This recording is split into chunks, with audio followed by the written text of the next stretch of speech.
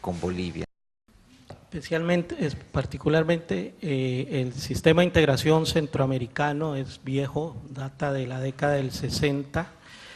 Su antecedente es la constitución del Mercado Común Centroamericano bajo la lógica de la CEPAL, el famoso modelo cepalino de sustitución de importaciones, que apostaba a los mercados internos como eje de desarrollo económico.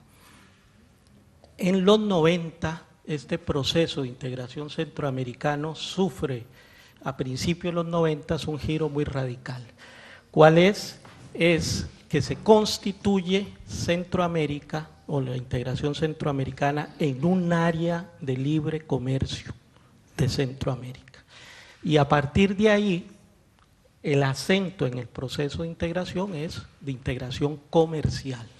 No es casual que Centroamérica tenga 42 tratados de libre comercio vigentes y 83 tratados bilaterales de protección de inversiones también vigentes, que marca toda una arquitectura orientada a romper, como decía Enrique, procesos reales de integración, porque al final toda la región centroamericana peleando internamente por colocar los mismos productos. Somos economías que, aunque el libre comercio hablaba de economías que se iban a apostarle a la diversificación, somos economías eminentemente agrícolas y más bien hay un proceso de reprimarización, no porque tengamos ni minerales, ni petróleo, ni nada de eso.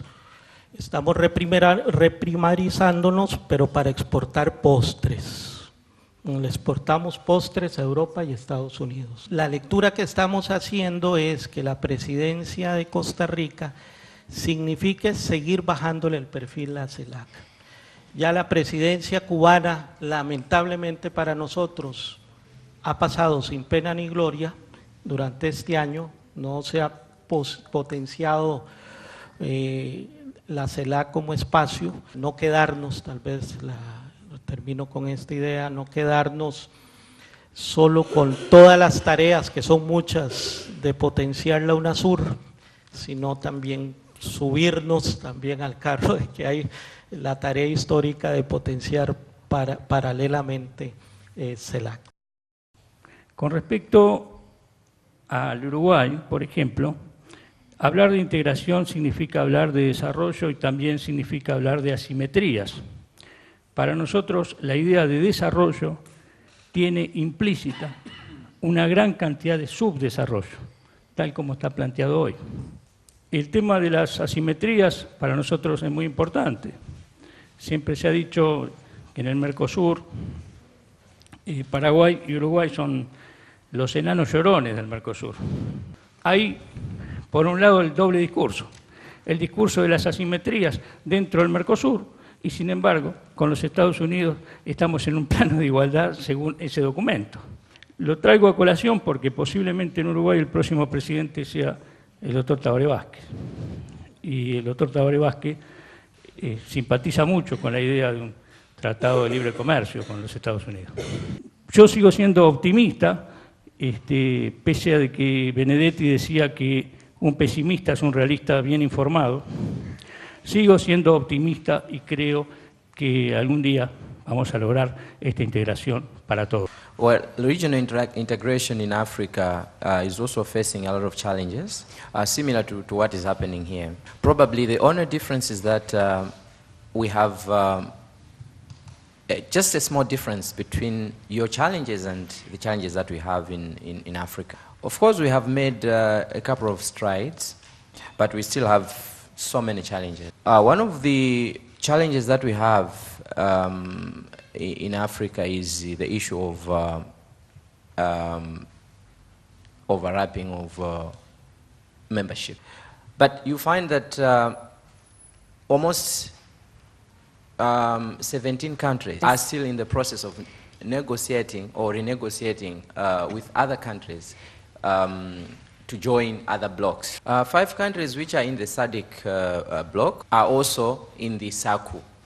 So the policies for these different blocs are probably different. Politically, economically, socially, they are completely different blocks. And among the 26 countries that are in the blocks that I've mentioned, 10 of them are in the customs union. In the other block, they are talking of other issues, different issues. In the other block, they're talking of different issues, but it is one country involved in all these other policies. So it is becoming a challenge to, integrate. The other issues also are economical in nature. For instance, if countries are negotiating for customs union, they look at the economical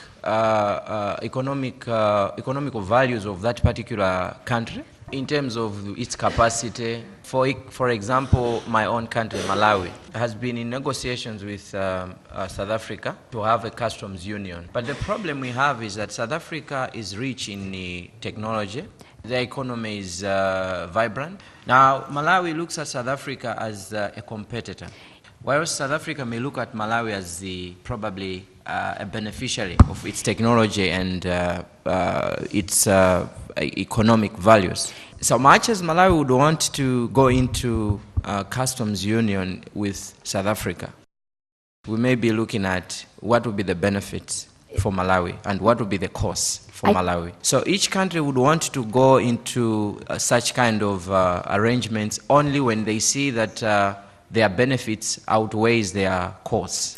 I believe that is exactly what is happening here. Some of these issues probably may not come out in the discussion, but those are the realities on the ground. We also have challenges with political environment in the region, but we are able to integrate in terms of having security blocks that work together when it comes to trying to reorganize security in the region. We are able to join hands whenever one of the member states is having security problems. We are also in the process of trying to reorganize ourselves to have free movement of people. But we have a challenge because other countries feels that the underdogs in the region would probably be benefiting than those countries. So far, what Africa has done is to come up with what they call MIP, which means that we are not fully integrated, but we are able to agree on a few things that probably we may call we are integrated. When it comes to trade agreements, we are able to trade, amongst the member states, but I may not say we have completely reached a point where we can say there is free movement of trade. The major problem on that one is the barriers that are still existing. I believe that you also have similar barriers here. For instance, we have political issues which act as a trade barrier. We have economical issues. We also have environmental issues. So there are so many other trade barriers that are probably hindering the process of completing the integration when it comes to free trade agreements. Apart from the integration in Africa, we're also having problems to integrate with the global economy. At the moment, we have some agreements with, for example, America. We have the AGOA. But the problem with the AGOA is that Africa is not able to benefit much because of lack of technology. We are struggling to become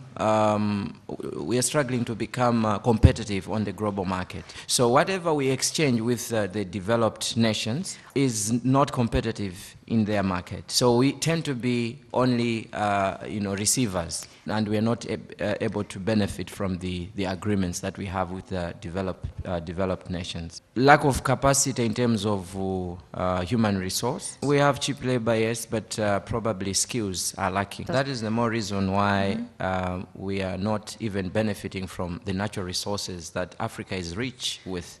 So this issue is subjective. Probably what we need to do is to come up with probably a resolution that politicians can use politicians can, learn from, so that whatever decisions they make benefits each of the member states.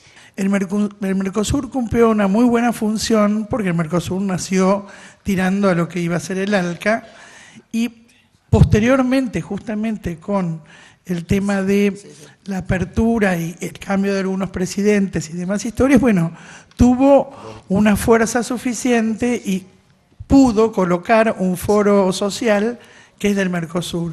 Ahora, la idea de nuestros países con esto de la Cancillería abierta, la idea es que la UNASUR no sea solamente un lugar donde los gobiernos intentan integrarse a través de políticas puntuales como educación, cultura, tema aduanero, migraciones, etcétera, sino la intención es fundamentalmente abrir un espacio para que todas las organizaciones y toda la sociedad civil de los distintos países puedan tener su voz y su voto. Por eso este espacio del Foro de Participación Ciudadana.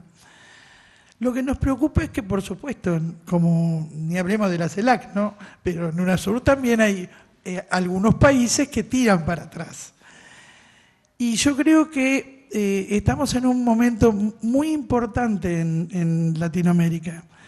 Y fundamentalmente en el sur, hay cambios de gobierno, hay muchas modificaciones que se están dando a nivel global y creo que son las organizaciones, son la sociedad civil organizada, son las universidades, son todos aquellos sectores sociales y actores sociales que conforman una sociedad las que deben esforzarse a que esta integración se dé.